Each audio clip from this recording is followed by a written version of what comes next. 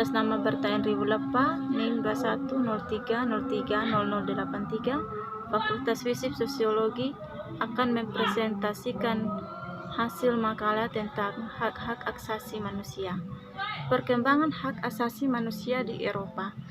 Di Eropa Barat, pemikiran mengenai hak asasi berawal dari abad ke-17 dengan timbulnya konsep hukum alam serta hak-hak alam.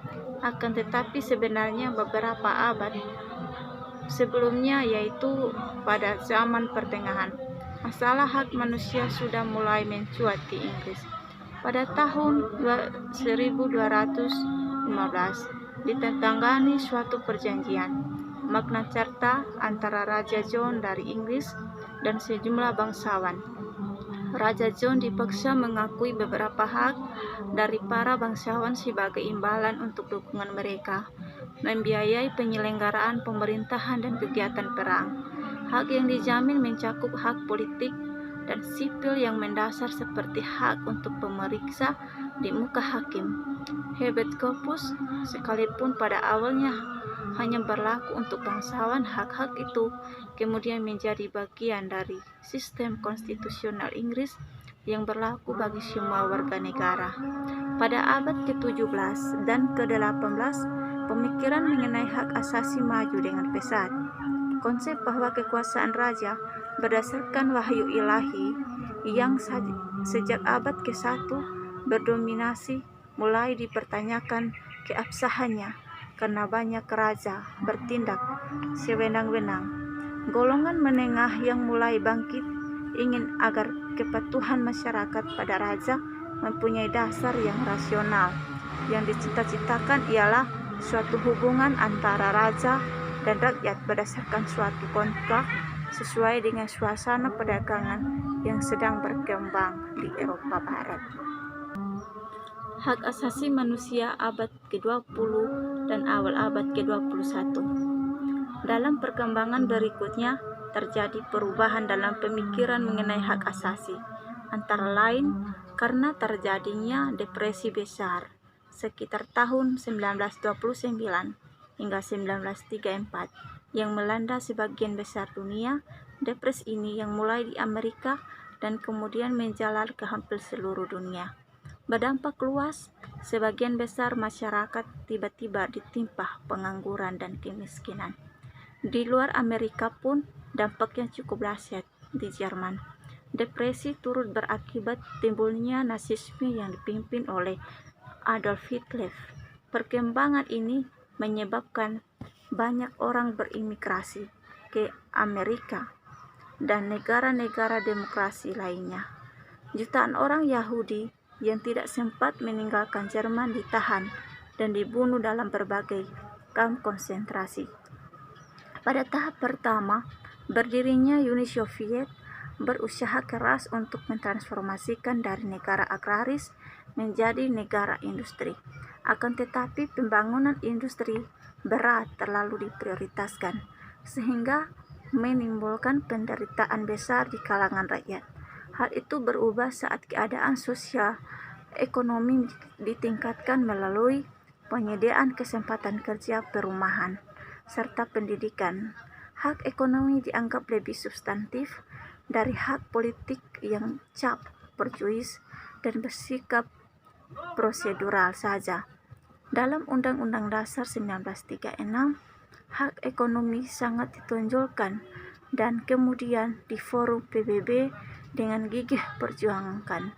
Bahkan hak politik dianggap dapat mengganggu usaha mengkonsolidasi komunisme sebagai ideologi tunggal.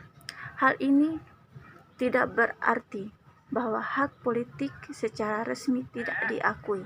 Dalam Undang-Undang Dasar 1936 Pasal 125 ada 4 hak politik yang dijamin asal sesuai dengan kepentingan rakyat bekerja dan memperkuat dan mengembangkan sistem sosialis. Dalam Undang-Undang Dasar 1977, hal itu diulang kembali dalam pasal 50 dan ditambah dengan ketentuan dalam pasal 39 bahwa semua hak yang dijamin dalam Undang-Undang Dasar. Pandangan ini berubah secara radikal sudah terjadi perpecahan dalam dunia komunis di Eropa. Pada akhir 1989, dewasa ini negara-negara Eropa Timur yang tadinya berdasarkan sistem komunis dalam transisi ke arah demokrasi dan mendekat diri dengan negara-negara barat berikut pandangan mengenai hak asasi. Ada juga Deklarasi Universal Hak Asasi Manusia. Dalam sidang Komisi Hak Asasi Manusia, kedua jenis hak asasi manusia dimasukkan sebagai hasil kompromi antara negara-negara barat dan negara-negara lain, sekalipun hak politik masih lebih dominan. Pada 1948, hasil pekerjaan komisi ini, Universal Declaration of Human Rights, diterima 48 negara dengan catatan bahwa 8 negara antara lain Uni Soviet, Arab Saudi, dan Afrika Selatan tidak memberikan suaranya atau abstain. Hasil gemilang ini tercapai hanya dalam 2 tahun karena momentum memang menguntungkan. Negara-negara sekutu termasuk Uni Soviet baru saja memenangkan perang dan ingin menciptakan suatu tatanan hidup baru yang lebih aman. Sebab lain mengapa deklarasi universal agar cepat dapat dirumuskan adalah sifatnya yang tidak mengikat secara yuridis sesuai usul beberapa negara antara lain Uni Soviet. Deklarasi universal dimaksud sebagai pedoman sekaligus standar minimum yang diciptakan oleh seluruh umat manusia. Maka dari itu,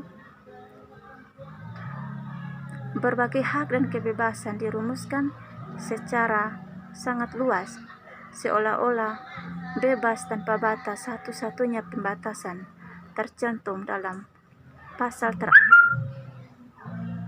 yakni nomor 29, yang sering tidak diketahui atau dilupakan oleh masyarakat, bahwa setiap orang mempunyai kewajiban terhadap masyarakatnya dan bahwa dalam pelaksanaan hak-hak dan kekuasaan-kekuasaannya, setiap orang hanya dapat dibatasi oleh hukum yang semata-mata untuk menjamin pengakuan serta penghormatan yang layak atas hak-hak dan kebebasan-kebebasan orang lain dalam rangka memenuhi persyaratan-persyaratan yang adil dalam HAM moralitas kesusilaan, ketertiban umum, dan kesejahteraan umum yang adil dalam masyarakat demokratis.